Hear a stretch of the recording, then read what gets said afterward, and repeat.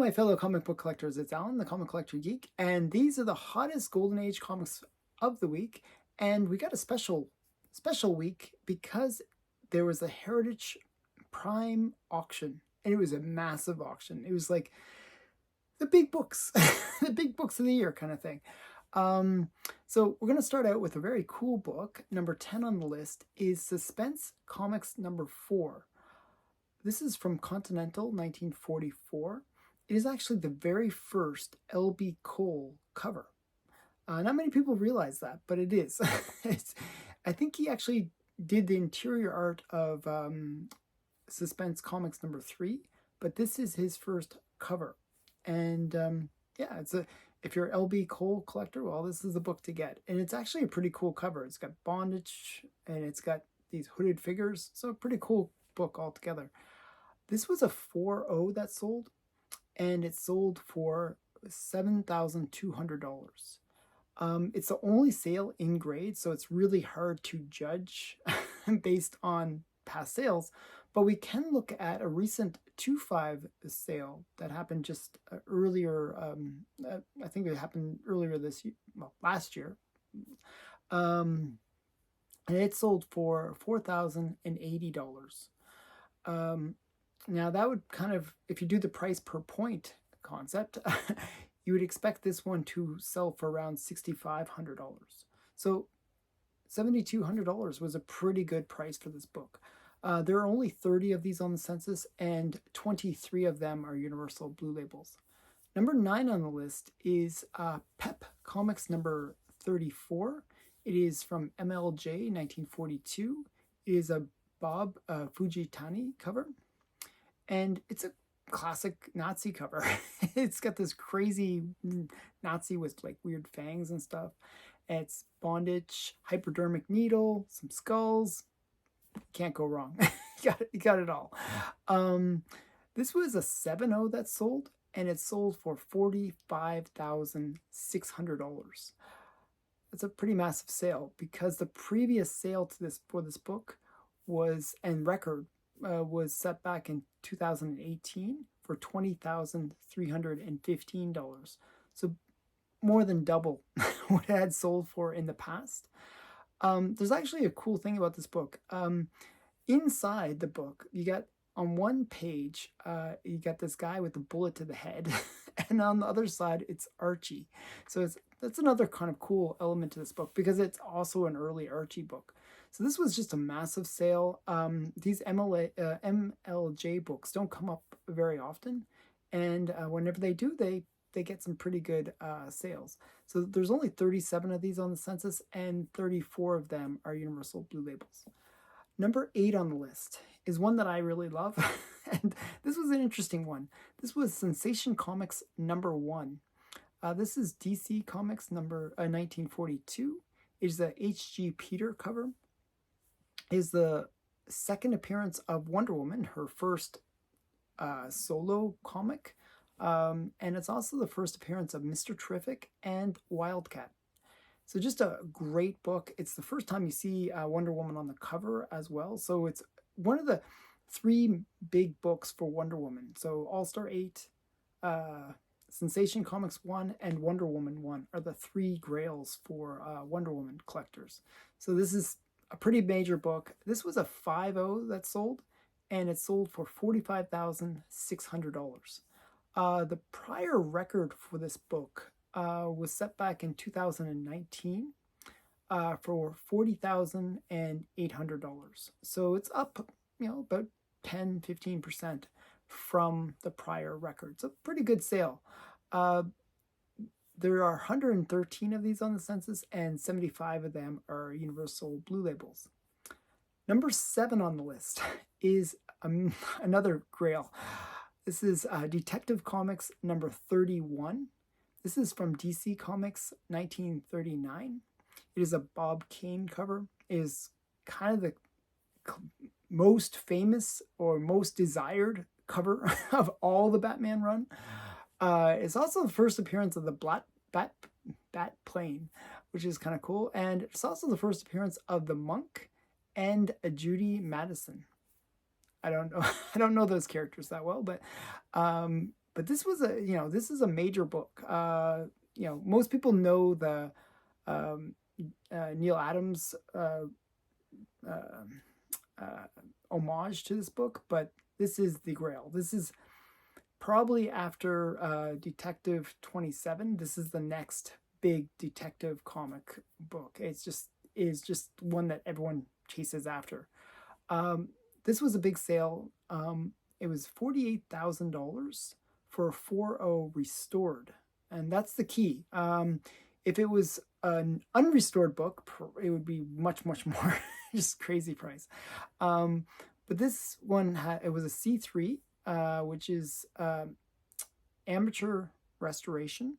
It had color touch, pieces added, tear seals, and spine was split and then reattached to the book. So lots was done to this book, and this that kind of impacts the price.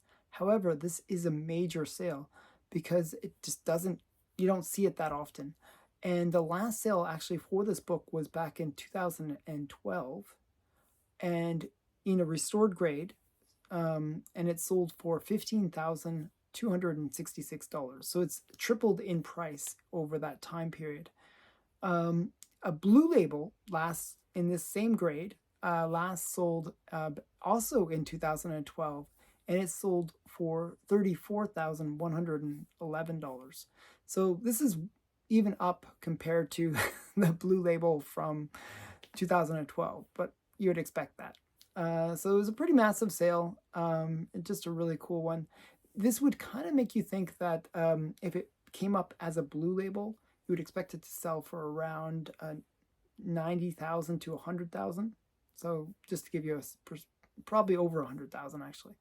So just a really great sale. There are 101 of these on the census, and 61 of them are universal blue labels.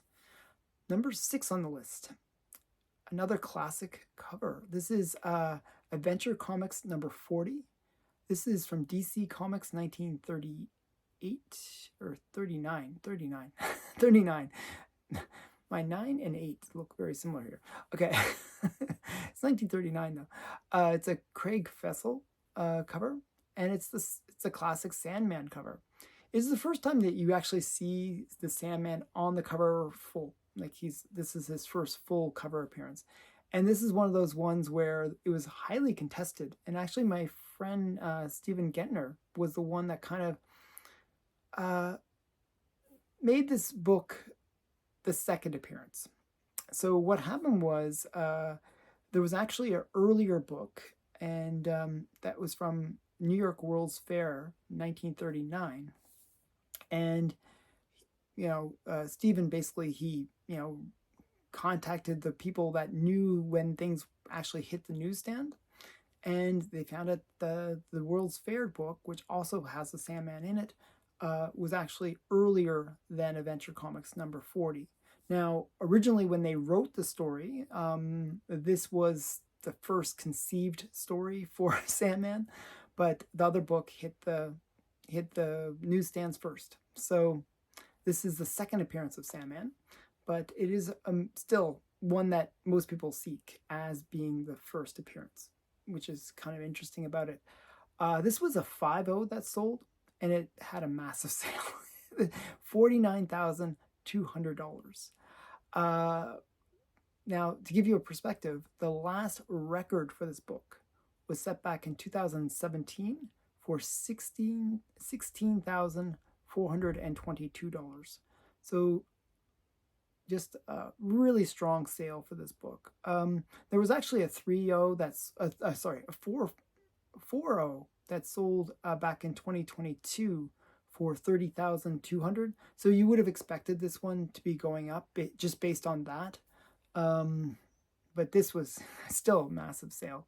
There are 40 of these on the census, and 21 of them are universal blue labels. So fairly rare book for DC. Usually these DC books have a lot more on the census. So this one's a fairly hard one to find. Number 5 on the list is Captain Marvel Adventures number 1. It's actually non-numbered. I don't know if they were planning to make it a series at first, but they didn't actually put a number on it. This is from Fawcett, 1941. It is a C.C. Beck cover, and it's just the first titled book for Captain Marvel. Originally, Captain Marvel appeared in Wiz Comics, and he was the main character in Wiz, but this is the one where it's self-titled. It was sort of the second comic series for Captain Marvel. And Captain Marvel, back in the day, they would sell over 14 million comics for Captain Marvel Adventures per year. So it's just had massive print runs for their comics. Now this was a 5.0 that sold, and it sold for $60,000. This is the highest grade for this comic, so it's a really hard book to find in high grade. I mean, a 5.0 is the highest grade. Actually, I think it's tied. There's two books that have that highest grade, but it's just really hard to get beyond a 5.0. So the previous record for this book was set back in 2016 for $38,240. So just a really, really strong sale, almost double from what it sold back in 2016. There are 65 of these on the census, and 37 of them are Universal Blue Labels. Next one on the list, number 4, is All Story. Now, this is not a comic. This is actually a pulp book, but it's awesome. But it's the first appearance of Tarzan, and it's considered to be the most valuable pulp of all pulps out there. It's a Clinton Petty cover, and it's just a classic pulp. It's just like the pulp that is the grail of grail pulps. So this was a 4.0 that sold, and whenever you see pulps, they still haven't been graded yet. So they're supposed to be within the next month or two, they're going to start grading pulps. So there's the sort of demand for these major rail pulps is quite large. So this was a massive sale. This was a sale for $264,000. Really big sale. Now, the previous sale for this book, in a lower grade, there's just not many sales for this book, was set back in April of 2022 for a 1.5. So much lower, like a lower grade for $48,000. So this is basically comparable what you would expect this one to sell for, maybe a little bit more. Maybe you would have expected to sell for around $200,000 based on the 1.5 sale, but still, this is a rare book. There's less than 20 known to exist, and it's just the king of the pulps. It is the pulp. All Story. First appearance of Tarzan. Just a great book. Okay, number 3 on the list is Batman number 1. This is from DC Comics 1940. It's a Bob Kane and Jerry Robinson cover. It is the first appearance of the Joker, Cat, and also retells the origin in reprint of Batman. Now, this was a 7.0 that sold, and it sold for $630,000. The previous record for this book was actually set back in April of 2023 for $660. So it's slightly down from its previous record. Batman 1 is kind of one of these weird books where it has sort of ups and downs. It's not a very consistent book. And lately, there's been a lot of Batman 1s coming to market. I'm not sure why, but there's a lot of Batman 1s coming to market. And I think that might have been the reason why the price didn't quite make its previous record. But it's still a massive sale, and it's one of the highest graded copies of this book. There's 304 of them on the census, and 146 of them are Universal Blue Labels. Number 2 on the list is another, as I was mentioning, the 3 grails for Wonder Woman. Well, this is the next one. This is the biggest grail for Wonder Woman. This is All-Star Comics number 8. It's from DC Comics 1942. It is is the first appearance of Wonder Woman. So she's not on the cover though, and that's why Sensation 1 has that extra appeal. But this is her first appearance, and this is a major grail for Wonder Woman collectors.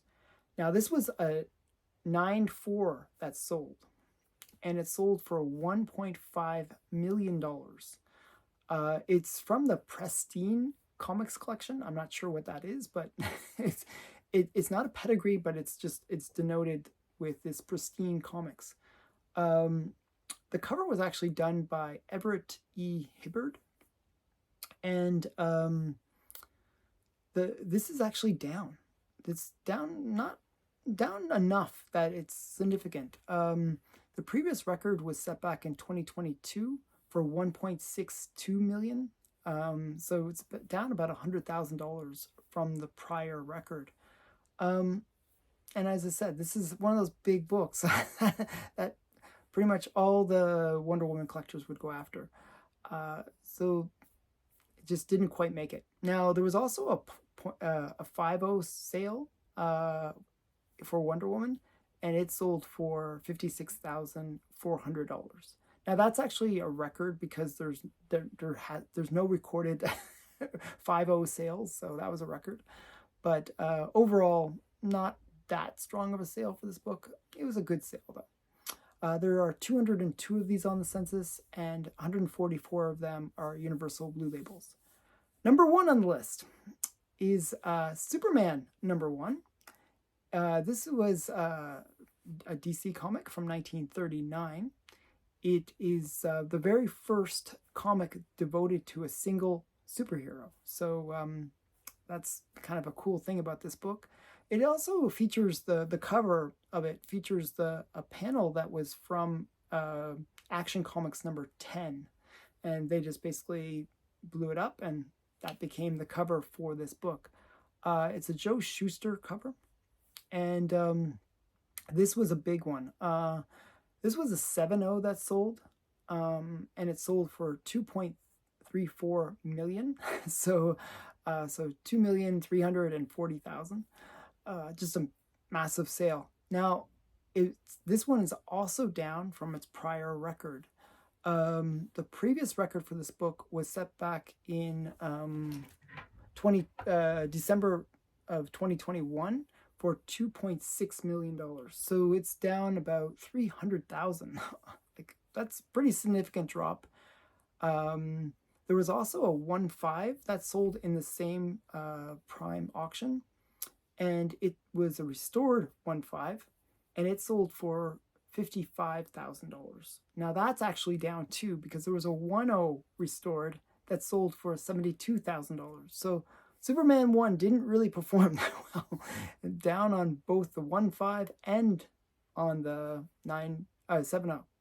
So just a pretty weak sale. I'm not quite sure why Superman 1 didn't perform well, but maybe people are still recovering from that $1 million loss on an earlier Superman 1. So who knows?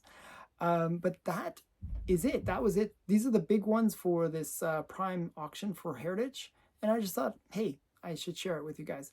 So if you like this video, please give it a thumbs up. And what did you think of did you buy anything from the Prime auction? I'd love to hear that. I'm going to be actually talking about the Silver Age Prime auction in tomorrow's video with Mark, and we will, look at that. There's some pretty massive sales in the Silver Age, so stay tuned for that tomorrow. So again, thanks for watching. Bye for now.